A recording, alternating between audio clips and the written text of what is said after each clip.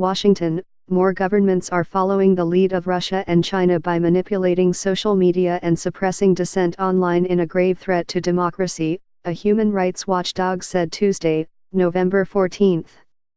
A study of internet freedom in 65 countries found 30 governments are deploying some form of manipulation to distort online information, up from 23 the previous year.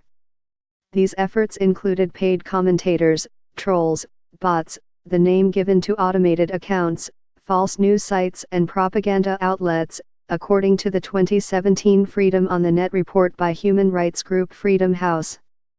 The report said online manipulation and disinformation tactics played an important role in elections in at least 18 countries over the past year, including the United States. The use of paid commentators and political bots to spread government propaganda was pioneered by China and Russia, but has now gone global, said Michael Abramovitz, president of Freedom House. The effects of these rapidly spreading techniques on democracy and civic activism are potentially devastating. Sanya Kelly, director of the Freedom on the Net project, explained such manipulation is often hard to detect, and more difficult to combat than other types of censorship, such as website blocking. The organization said this year marked a seventh consecutive year of overall decline in internet freedom, as a result of these and other efforts to filter and censor information online. Freedom House said China was the world's worst abuser of internet freedom for a third straight year, due to stepped-up online censorship, a new law cracking down on anonymity online and the imprisonment of dissidents using the web. Other countries also increased their efforts to censor and manipulate information, the report said.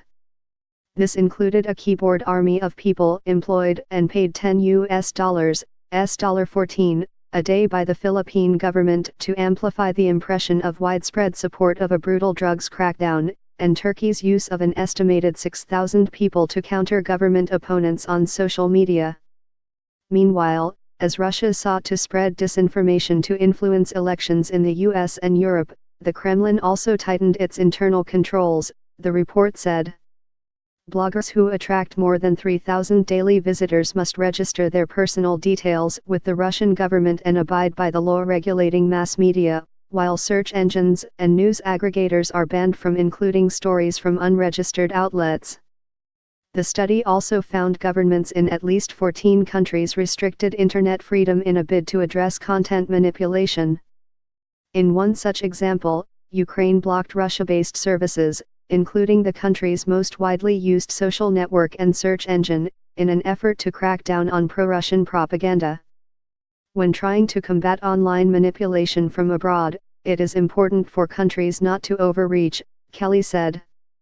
The solution to manipulation and disinformation lies not in censoring websites but in teaching citizens how to detect fake news and commentary.